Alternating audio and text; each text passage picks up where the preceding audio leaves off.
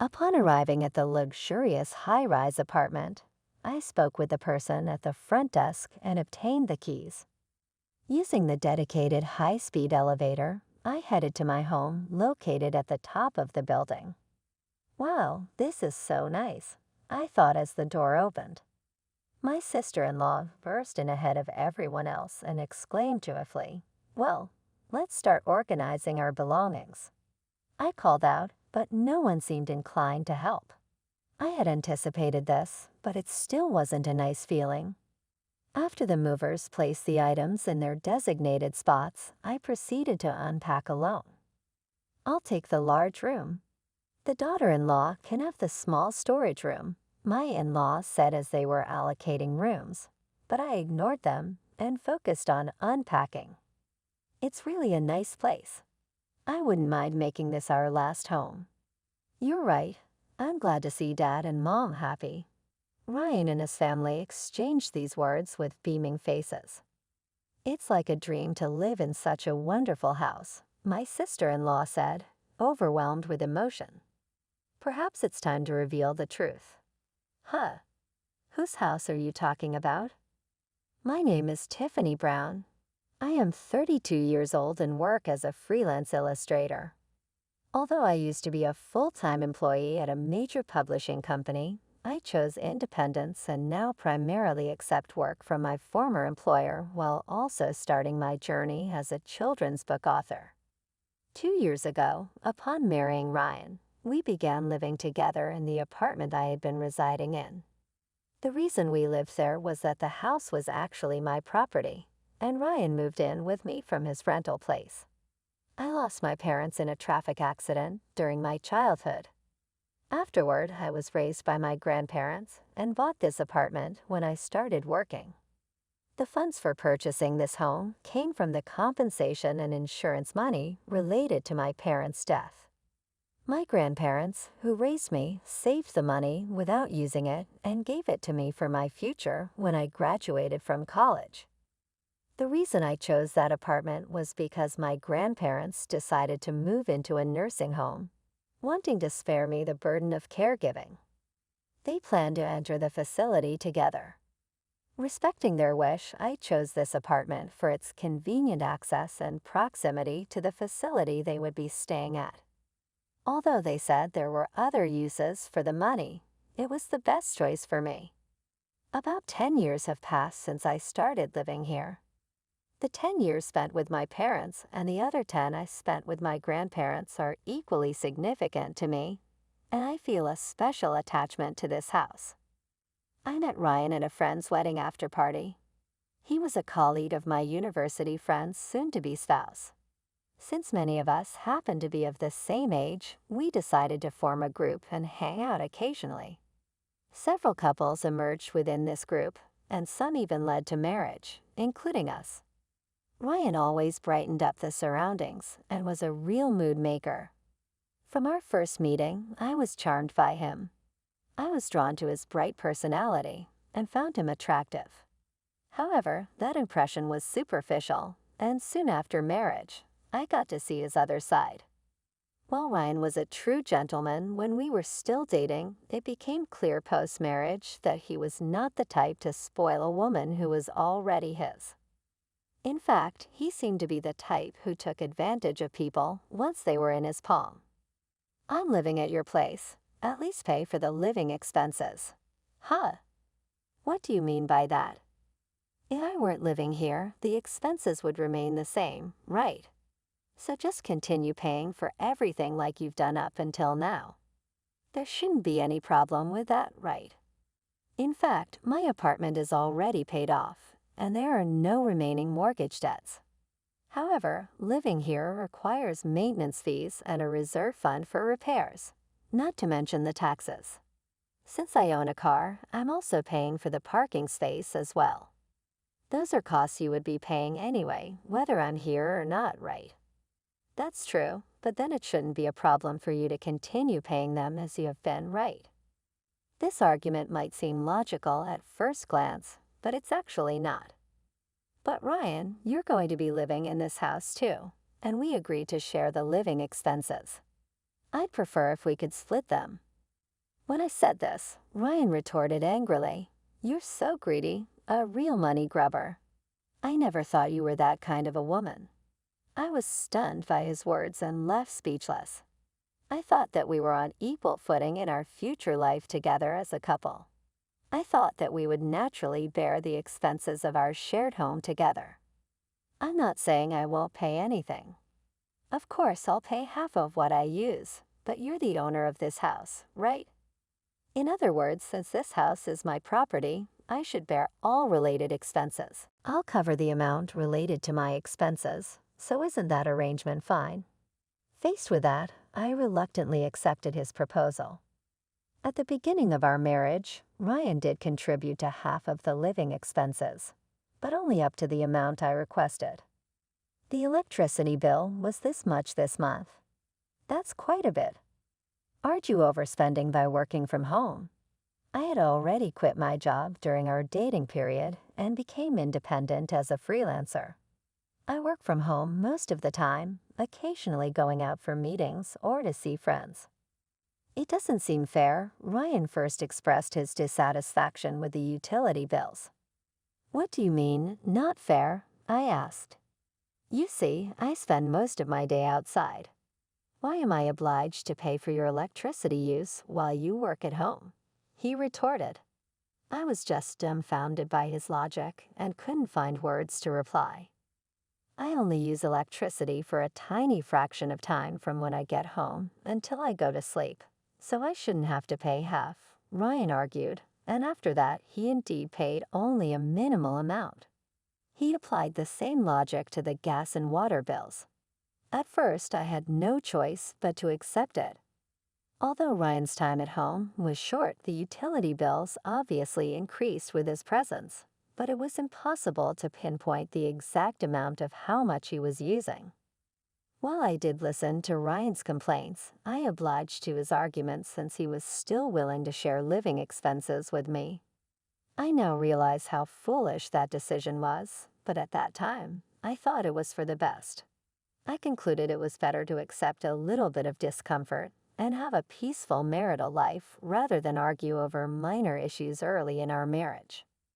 Aside from finances, Ryan remained the cheerful and pleasant person he had always been. Although the issue of money was always a concern, I wasn't financially struggling even without his contributions. I felt it was more important to spend time in peace. However, that happiness gradually became unstable over time. "Again, give me a break," Ryan complained, showing a tendency to come home late. "Are you sure you're okay? I think there's a guideline regarding overwork stating that it's risky to exceed a certain number of hours per month. The Ministry of Health, Labor and Welfare recommends not exceeding 45 hours. You don't get it at all. Those numbers are just superficial. A good salesman doesn't only work the hours shown on the time card." Ryan said this with a sneer. "Tiffany, you've experienced working all night before deadlines, haven't you?" "Yes, I have, but that's the reality. Don't be misled by numbers and look at the actual effort." Having graduated from an art university and working as an illustrator, I honestly didn't understand the details of sales jobs. When he stated it so definitively, I had no choice but to agree. "I understand, but please don't overdo it." "Thank you, Tiffany. I'm fine. I won't overdo it." Ryan said this while warmly embracing my shoulder. I tried to find comfort in Ryan's words, believing that trusting him would bring me some peace of mind. However, the betrayals by Ryan gradually accumulated over the years. People can react to sudden pain, but they become numb when it comes to pain inflicted over a certain period of time. Ryan's accumulated betrayals had become a heavy burden, yet I spent my days tolerating it bit by bit. In other words, I was hoping for peaceful days with my eyes closed. Then all of a sudden, a major change came along. "My family will be coming over. Is that okay?" One morning, Ryan suddenly suggested this. "Your father and mother are coming. My sister will be coming too." I had once visited his family's home in the countryside before our marriage. It was a small house in a quiet town, showing some signs of wear and tear as time had passed. But his parents lived there together at that time. His sister was already married and had left the house, so I didn't get to meet her. Despite attempts to meet up, she was busy and couldn't come, leaving only a message of greetings. We didn't have a wedding ceremony and only took wedding photos, so that was the first and only time I got to meet Ryan's parents. I haven't had the chance to meet his sister. Our friends threw us a celebration party, but because of that, I hadn't had the chance to meet Ryan's relatives. I didn't have a deep bond with my family, so I didn't find it strange. However, Ryan's parents and sister visiting us felt out of the blue. A year had passed since our marriage, so it didn't seem unnatural for them to come over and see how we were doing. Without any suspicion about Ryan's suggestion, I accepted the visit. A week later, as promised, Ryan's family came over. "This is your house, Ryan." That's not very spacious," were their first words upon entering. Indeed, it wasn't vast, but what else were they expecting? This house was originally purchased with the intention of living alone. It had 3 rooms, 2 bedrooms, 1 empty room, and a spacious living dining area. The empty room was mainly used as a guest room, while the rest were used as a study and a bedroom. When Ryan started living with me, he said he needed space to work from home, so I offered my workspace as his study, and now I work in the living area. This space is sufficient for 2 people, and I don't feel any inconvenience. Following Ryan's mother, his sister, whom I was meeting for the first time, entered our home. It's much smaller than I expected. We're going to live here together. It's small, but I'd be happy if you could bear with it. There's a saying, home is where you make it. I can tolerate it for a while. Having a roof over your head is better than nothing. I wondered how long she was intending to stay here. At that moment, Ryan, with an irritated voice, gave an order. "Hey, don't just stand there. Hurry up and carry in Dad and Mom's luggage." "Ah, yes, sorry." "Which luggage?" Expecting it to be just short-term stay luggage, probably a duffel bag, I looked around inside the entrance, but there was nothing. "Where do you think you're looking?" "It's outside." I rushed to the hallway, only to find about 10 cardboard boxes stacked. White cardboard boxes for a visit to their son's house. I struggled to understand, but realized I couldn't leave so many boxes in the hallway. Fortunately, none of the cardboard boxes were particularly heavy, and I was able to carry them all into the living room by myself. Since the living and dining areas are combined, there was ample space, and I managed to find a spot to stack them without getting in the way. At that time, Ryan and his family were chatting away. "After you finish carrying the luggage, let's have some coffee. Hurry up. Everyone is tired." Overwhelmed by the situation, I reacted to Ryan's orders before I could think. Really, what a thoughtless daughter-in-law. I'm worried about the future. "I'll use this room." Ryan's sister claimed our bedroom as her own. "That's fine. I'll sleep in the guest room with Mom and Dad. I'm happy I get to sleep together with Ryan after such a long time." Nice family time. Ryan and his family seemed to enjoy themselves as if I wasn't there. Our house only has a bedroom, guest room, and the room Ryan uses as his office. Where am I supposed to sleep, and how long will this situation last? It seems that people cannot think normally when faced with situations that exceed their common sense. While I was in a daze, everything got settled. With the arrival of the in-laws began an awkward everyday life. "When will dinner be ready?" "I'm sorry, I'm preparing it right now." "You're really slow." I wonder how Ryan can tolerate such a wife. Ryan's family spent their days lounging around the house, not helping with anything. They treated me like a servant. At first, I thought I just had to endure it for a few days and played the obedient wife. However, as I overheard conversations between Ryan's family and him, it became clear that this would be a long-term situation. All of a sudden, reality hit me. To put it simply, Ryan's family had fled their hometown. This was because Ryan's sister had returned home after getting a divorce. The reason for the divorce was her infidelity. She had affairs with many people, and as a result, everything came to light. She was sued by her ex-husband and the spouses of her lovers, leading to her inability to pay, and thus fled here. Ryan had previously told me that his family owned their home, but that was also a lie. The house they lived in originally belonged to his mother's parents.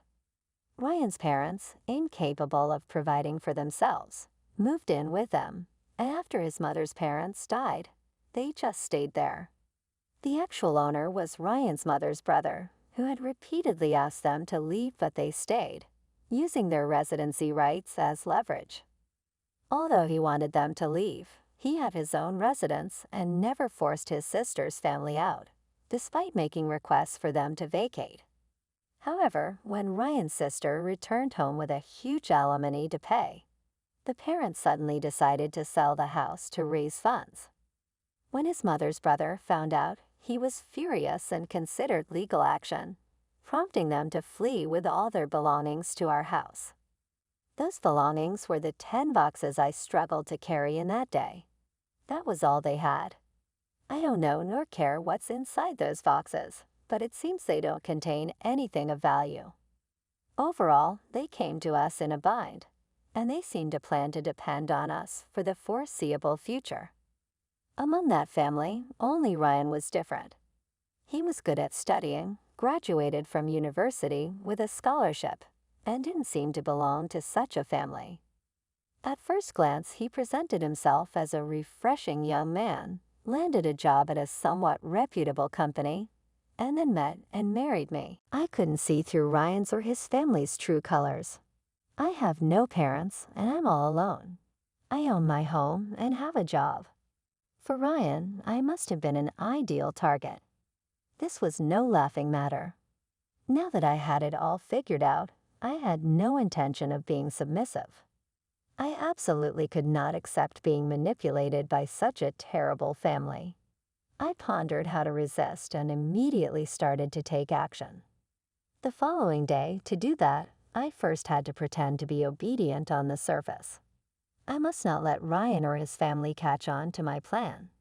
I'll let them be off their guard and then seize the opportunity, just as they appeared out of the blue. I too will strike suddenly. While obliging to the in-laws' demands about a week later, Ryan's sister made a request. "Lend me some money," she said, extending her hand. She was very direct when asking for money. I was angry but decided not to rebel for now. I handed over some cash to Ryan's sister. "Is this all? Don't you have more?" It's way too sudden, so I don't have more on hand." "Then a card will do." "Absolutely not. If I give her the card, there's no telling how it will be used." "I can't lend you the card. I'll withdraw some money from the bank tomorrow, so please wait until then." I managed to placate Ryan's sister's unreasonable demand with that promise. No matter what happens, I have no intention of handing over my card. That night, after Ryan came home, he criticized me for it. "You could have just lent her the card. You're real stingy with money." I was surprised by his criticism, but I had my reasons, so I decided to apologize. "I'm sorry. I was worried that lending her the card might lead to trouble." "What kind of trouble?" "If she used a card under a different name, your parents might have gotten into trouble for unauthorized use." I was too scared to hand it over. Ryan seemed convinced by that explanation. "Then please make a family card for them to use." Okay, I agreed on the surface, but I had no intention of actually making one. About a month later, Ryan asked about the progress of the family card. I had given some money to the in-laws a few times, but perhaps Ryan, tired of the nagging, was eager to get the card. "I'm sorry, but it seems I can't make that card." I said this while feigning disappointment. I hadn't applied for a family card at all and actually felt no regret. "Why not? It seems that they are considered as relatives and not as immediate family. It appears that temporary residence isn't sufficient. The in-laws had imposed themselves on my home without permission, and no official procedures for living together were completed. Since they haven't transferred their residency here, it's impossible to get a residence certificate. Is that true? Faced with this fact, Ryan reluctantly seemed to accept it. Then if we transfer their residency, would that solve it? Yes, since they're going to be here for a long time anyway. Hurry up and get the procedures done. Grudgingly, the in-laws demanded that I handle the paperwork. But considering they'll be staying long-term, I feel this house is a bit small for that. That might be true. That might be why you've hardly been coming home recently, Ryan. At that, Ryan frowned. I'm busy with work and stay until late, so I spend nights at a nearby hotel. Work must be tough. How about we move somewhere else? Ryan and his family were taken aback by my suggestion. This house was originally purchased for me to live alone, and while it's still manageable with Ryan, it's indeed cramped with the current number of people. That's true. Please take a look at this. Wouldn't you like to move to a residence like this? Saying that, I presented a brochure for a new apartment in a newly developed suburb center. It was a high-rise apartment. The brochure showed photos of an apartment located on the highest floor of the building. The spacious interior offered a panoramic view of the cityscape through large windows. How did you manage to get such a magnificent apartment? Feeling cramped in our current home, I made a bold decision. I sold this house and combined the inheritance from my parents with my savings to purchase this new place. I see. While our current home is nice, the new one is even better. Initially skeptical, Ryan and his sister relaxed their expressions when they learned the purchase was complete. You're quite something. My view of you has changed.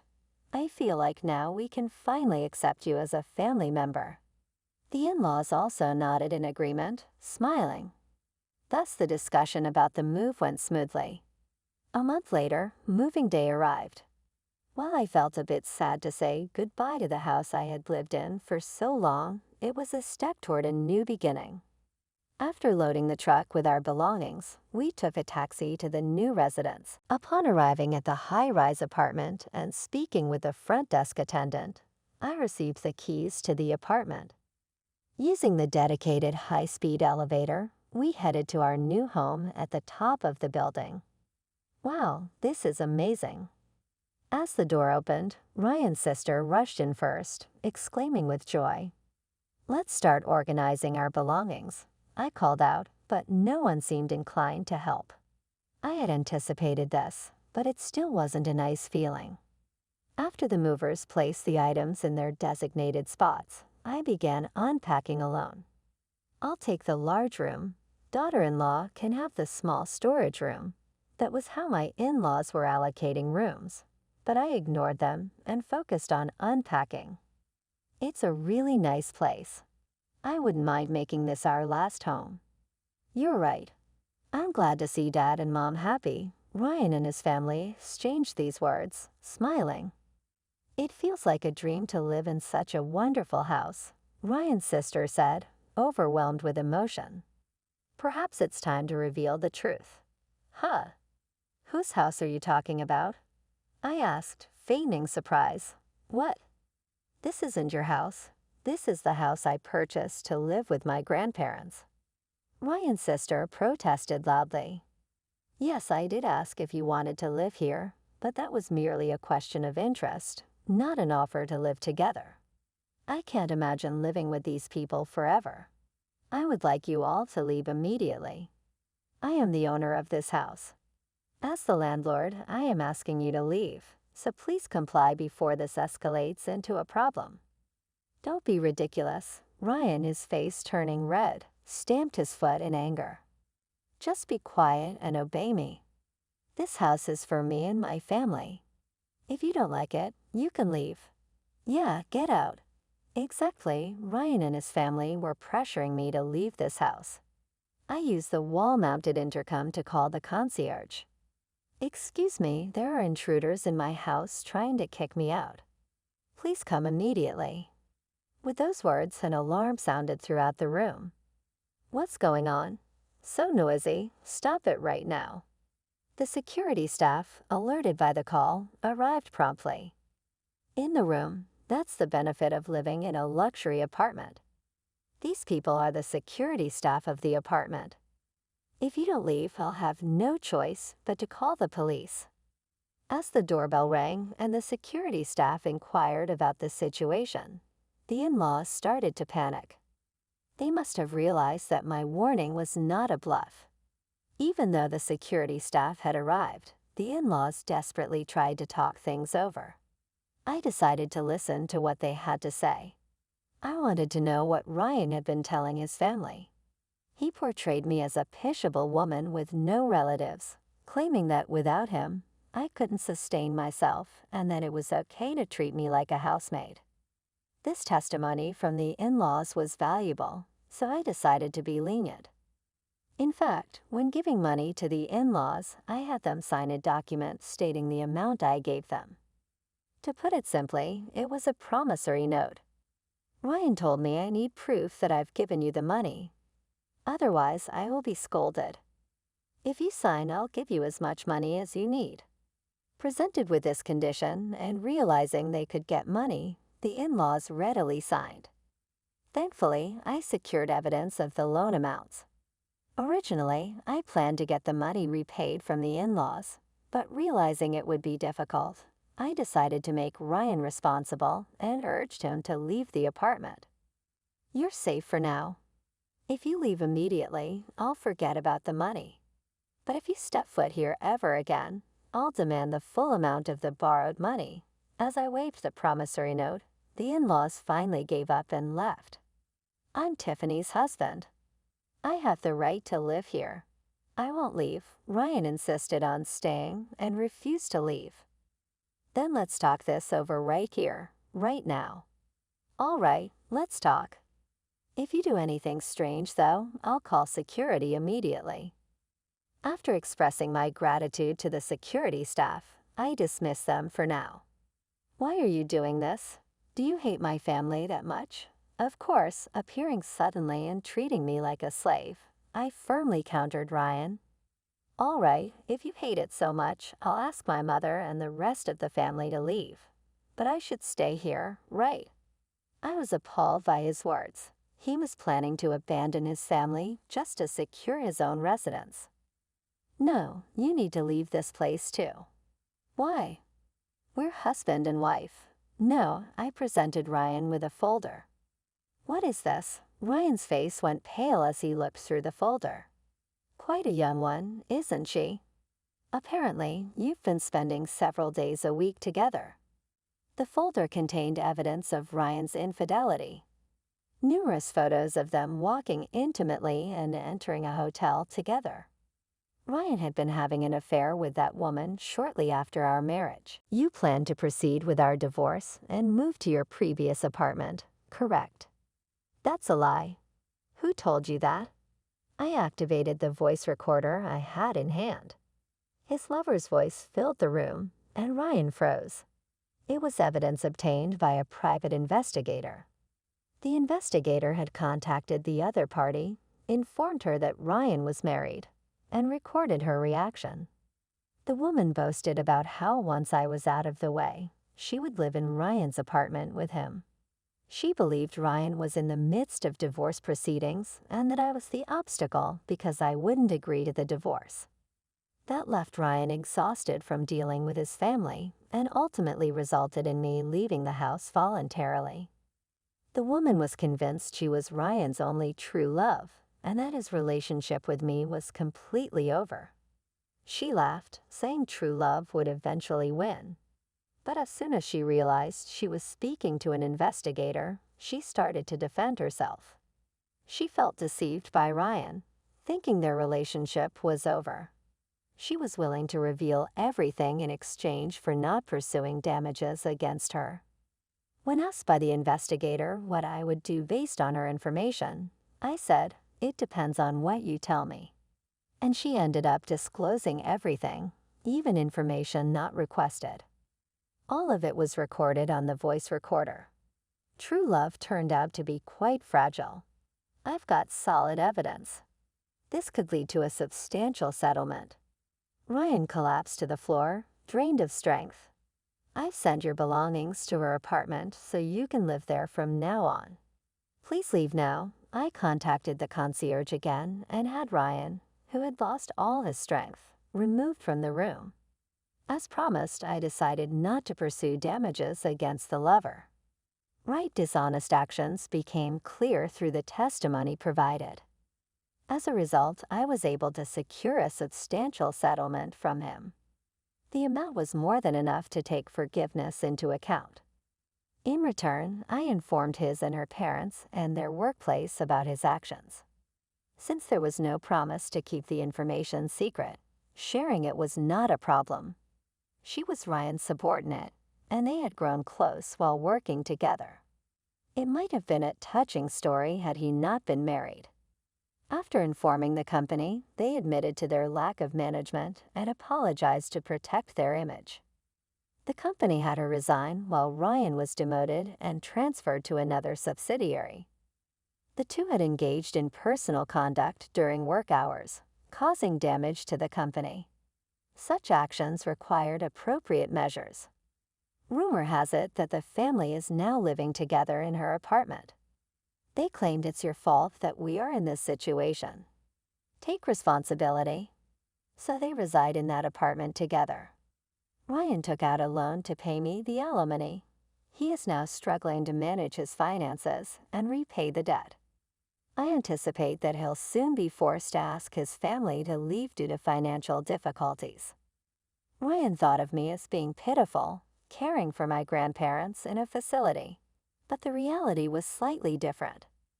My grandparents are indeed in a facility, but it's a high-end one for a comfortable lifestyle. They once ran a business and planned to pass it on to my young parents, but after their early demise, they decided to retire, handing over the business to a trusted individual. I've always loved painting since my student days, winning many awards. When I expressed my desire to work in art, my grandparents decided against passing their company to me, choosing to live in a luxury facility by their choice. I pursued a career related to art and now recognized as a children's book author. My books have been successful, gaining me a certain level of fame. Since parting ways with Ryan, my fortunes seem to have turned for the better. He must be regretting now, knowing the truth. I used the profit from selling the apartment, my parents' inheritance, and royalties from my work to purchase that high-rise apartment. I hope to live with my grandparents again, so I decided to act on that desire. The facility will remain available for them going forward, where they can receive proper support if they ever need it in their daily lives. However, for now, they are both maintaining their health. The success of my books has allowed me to express my gratitude to my grandparents. It looks like we will enjoy a happy life together for a while longer. Despite an unfortunate encounter, that experience has paved the way for a hopeful future ahead.